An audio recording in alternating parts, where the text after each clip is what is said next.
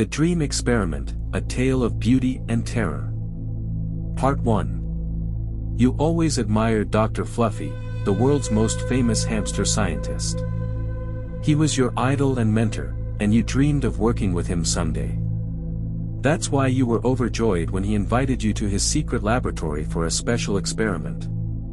He greeted you warmly and led you to a cozy room filled with pillows and blankets. He explained that he had developed a device that could make you dream anything you wanted. He said it was a breakthrough in neuroscience and psychology, and he wanted you to be his first test subject. You agreed without hesitation, eager to experience his amazing invention. He strapped a helmet on your head and told you to relax and close your eyes. He said he would monitor your brain activity from another room and communicate with you through an earpiece. You felt a slight tingling sensation in your scalp as the device activated. You heard Dr. Fluffy's voice in your ear, asking you what kind of dream you wanted to have. You thought for a moment and said, "I want to dream that I can do anything." "Anything?" he repeated. "Yes, anything." "Very well," he said. "Let the dream begin." You felt a surge of excitement as your mind drifted into a state of lucid dreaming. You opened your eyes and saw that you were in a beautiful garden full of flowers and butterflies. You smiled and thought, "This is amazing." You decided to test your abilities by flying into the sky. You jumped up and felt yourself soar into the air like a bird. You laughed with joy as you flew over the trees and clouds, feeling free and happy. You wondered what else you could do in this dream world. You thought of something fun and challenging. "I want to climb Mount Everest." As soon as you thought it, you found yourself at the base of the highest mountain in the world. You felt confident and adventurous as you began your ascent. You climbed with ease, enjoying the view and the thrill. You reached the summit in no time and felt proud of yourself. You looked around at the majestic scenery and thought, "This is incredible." You heard Dr. Fluffy's voice in your ear again, "How do you like it so far?" "I love it," you said. "This is awesome." "I'm glad," he said. "But this is just the beginning." "What do you mean?" you asked. "You'll see," he said mysteriously. He paused for a moment before saying, "Now I want to show you something else." "What?" "Something very special." He sounded excited but also sinister. "What is it?" "You'll see."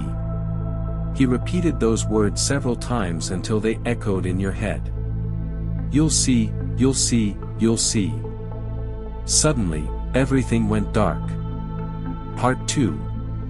You felt a sense of panic rise within you as you tried to move, but you couldn't. You realized you were no longer in control of the dream. You heard Dr. Fluffy's voice again, but it sounded different, distorted, almost evil. "Welcome to your nightmare," he said, and you felt a cold shiver run down your spine. You tried to wake up, but you couldn't. You were trapped in a world of darkness and fear. You heard strange noises and saw eerie shapes moving around you. You felt something touch you, and you screamed. "Help me," you shouted. "Let me out of here." But there was no response. You were alone, lost in a terrifying dream. You didn't know how long it lasted, but it felt like an eternity. Finally, you felt a jolt and woke up. You took off the helmet and looked around, still feeling disoriented. Dr. Fluffy was nowhere to be seen.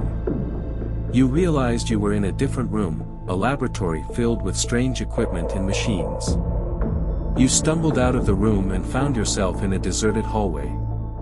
You called out for Dr. Fluffy, but there was no answer. You searched for an exit, but all the doors were locked. You felt trapped and scared, wondering what had happened to you. Had Dr. Fluffy played a cruel trick on you? Was this all a part of his experiment? You didn't know. You sat down on the floor, trying to calm yourself. You thought back to the dream, the amazing parts and the horrifying parts. You realized that dreams could be both beautiful and terrifying, and that you had to be careful what you wished for. You decided to leave the laboratory and never come back. You didn't want to be a part of Dr. Fluffy's experiments anymore. You realized that your idol and mentor had a dark side, and that he wasn't the person you thought he was. As you walked away, you looked back at the laboratory and whispered to yourself, "Goodbye, Dr. Fluffy. Thanks for the dream, but I'll take my chances with reality." Please smash that like, hit that sub and click the bell where Dr. Fluffy's reign of terror may never end.